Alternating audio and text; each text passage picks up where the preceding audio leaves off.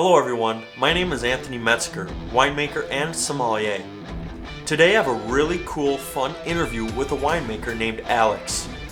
Alaks has traveled the planet and made wine in New Zealand, Australia, Germany, Chile, and California.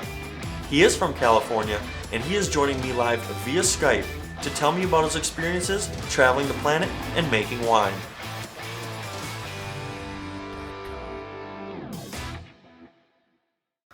Alaks, welcome to the show.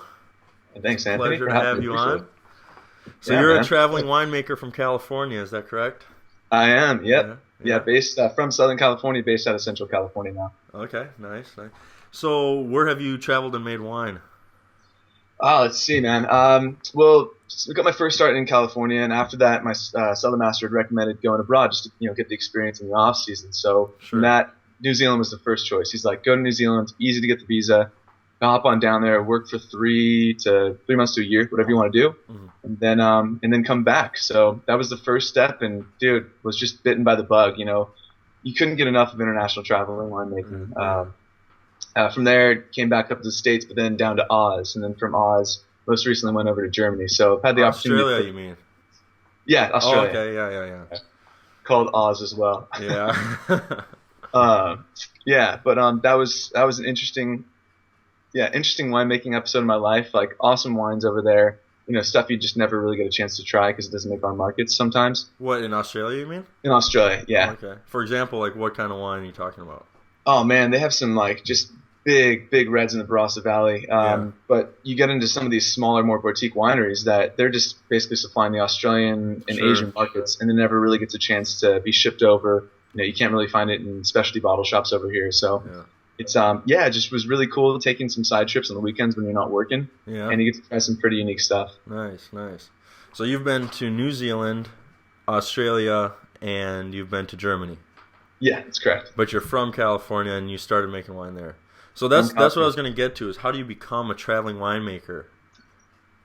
Dude, yeah, good question. I guess people can go around it different ways. Some people are more full-time in the industry and can't really afford to travel abroad and do this. Yeah. Other people like myself, I was fortunate enough I didn't study, I didn't go to school for winemaking, but the best thing you can do, the advice that was told to me was just get as much experience as you can in the cellar. So, refine your techniques and stuff. Mm-hmm.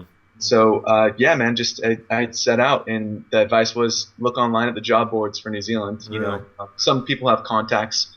But being so fresh, it's difficult to find anything like small wine producers. So you're kind of stuck with the big guys, which can be good or bad, just depending on your own experience and what you want to go for. Yeah. But essentially, you just research a place that you want to go, send out an application. Some of them are pretty easy, and then make sure your passport's in check, and you're just off to a different country to make wine. Wow, what was working in Germany like?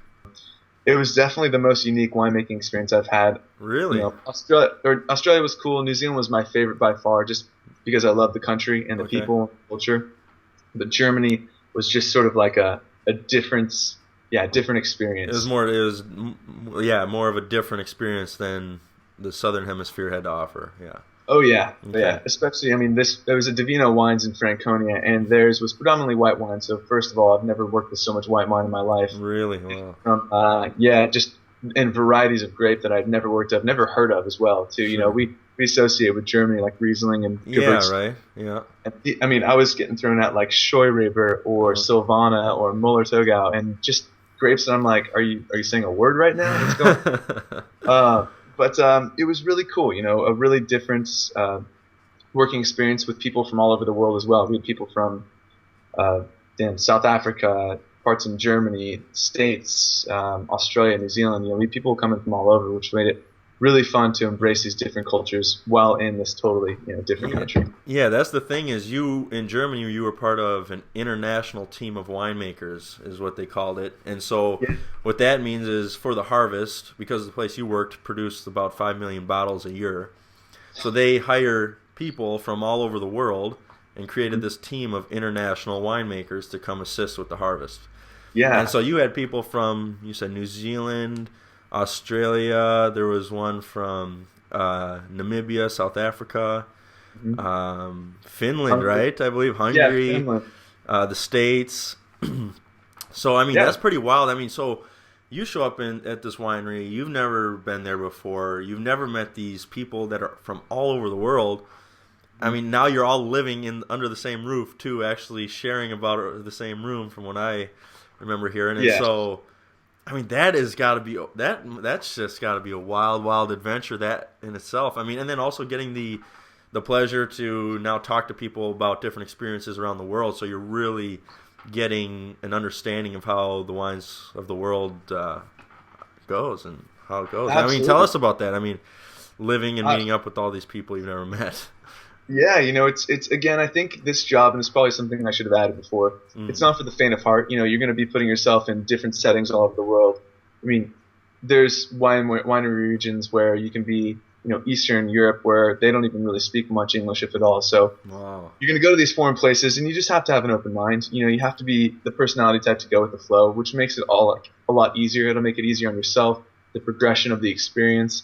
And so, like you said, you're going to be under this roof with all these different people that you've never met before. Yeah.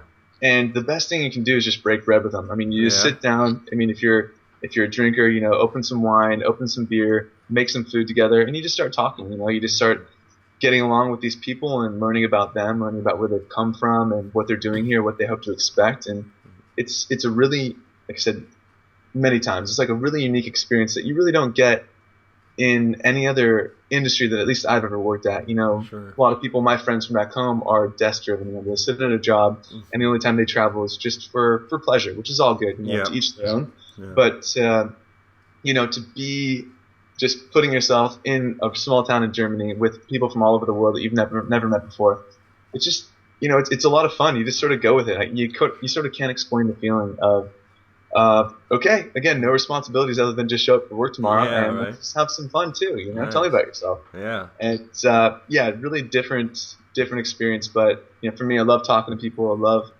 traveling. So for me, it's a little bit easier and a little bit more fun. For some people, maybe it takes a little bit while to open up. But you got to be patient with people like that, and know that you're just meeting people from different parts of the world. Sometimes you got to be comfortable being uncomfortable, huh? Oh, exactly.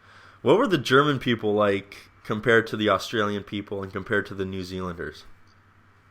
Oh man, I think every culture is definitely different, but in the wine community, in these wine regions, everyone's sort of the same. It's sort of this mentality where it's once harvest is, let's celebrate, let's have a great vintage. Sure. But the German people were, in my experience, they've always been great and very kind people. But in this village, especially this old school German village, so friendly, so open-minded, so willing to ask questions to this like you said, this international winemaking team. Yeah. Who are you guys? What are you all about? And they have you over for dinners. They'll just strike up a conversation on the little beach area that we had next to the mine, and just really warm, friendly people. And you wouldn't experience something like this unless you were in this exact same situation. Because when you travel, it's all well and good, but when you're living there, you sort of become one of them a little bit. You have to go over for dinners and vice versa. And it was just, it was different. So I guess between them all, they're all sort of the same. But Germany was by far, the most welcoming and the most welcoming, I'll say. Nice. What is it about winemaking that you love most? Two parts. One is travel, like I've said, just having the opportunity to not only get paid to go to a place, but then also traveling and experiencing a part of the world. Sure. My number one thing I love. Mm-hmm. But at the same time, it's creating this product, and this is probably going to sound really cliche, but creating a product that people get to enjoy, all over the world. Yeah. It's just being a part of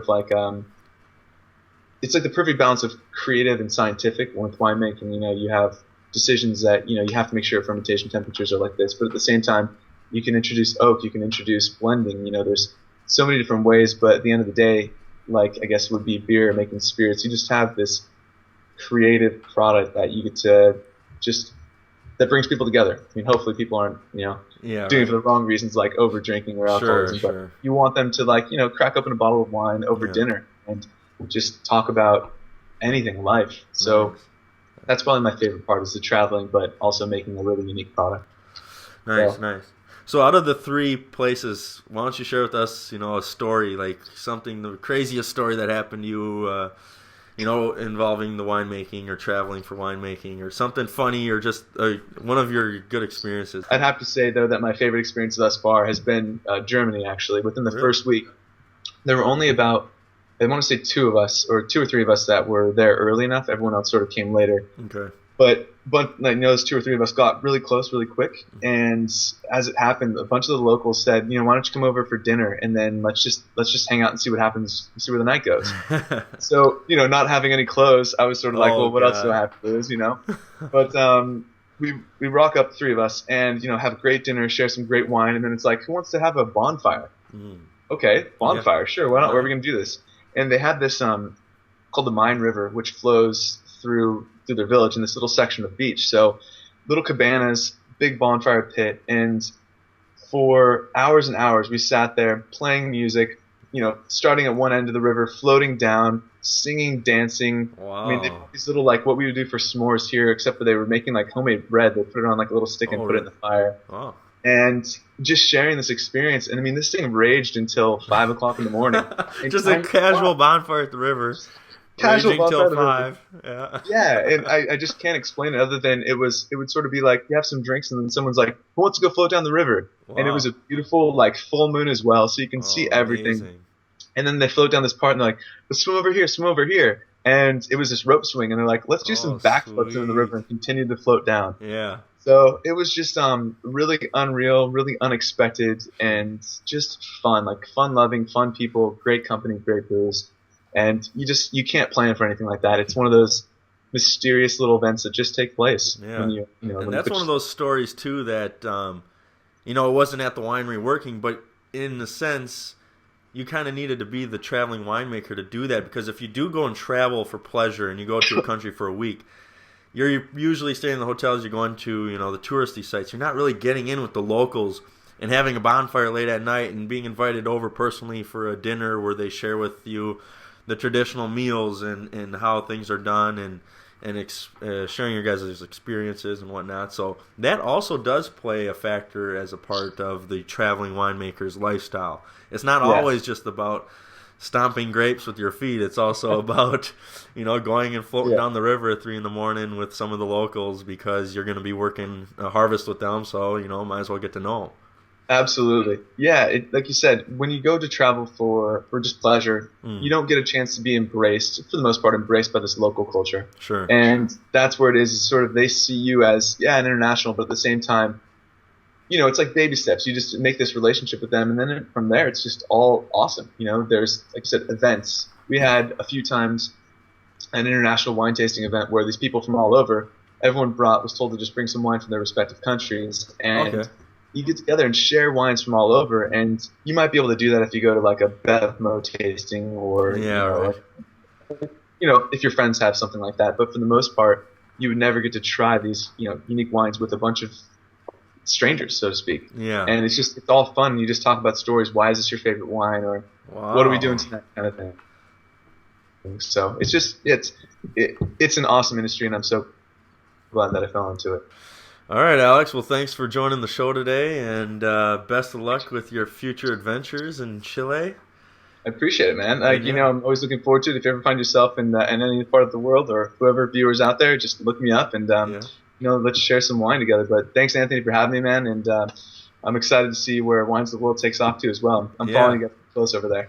Yeah, my pleasure. And we'll have to have you back on after your Chilean harvest. Find out how that was. I'd like that, dude. Perfect. Cool, man. All right, dude. Thanks again, buddy. Yeah, thanks, Alex. Thank you for watching, and I hope you enjoyed this week's episode of Wines of the World. Make sure you check in next week, as I will be interviewing another winemaker. If you have any questions that you would like me to ask a winemaker during any of my interviews, just reach out to me through my social media accounts, which you can find on my website, winesoftheworld.info. Be sure to check my website tomorrow and every single day of this week, as I will be releasing some really fun, interesting wine stories. Thank you, and please be sure to subscribe.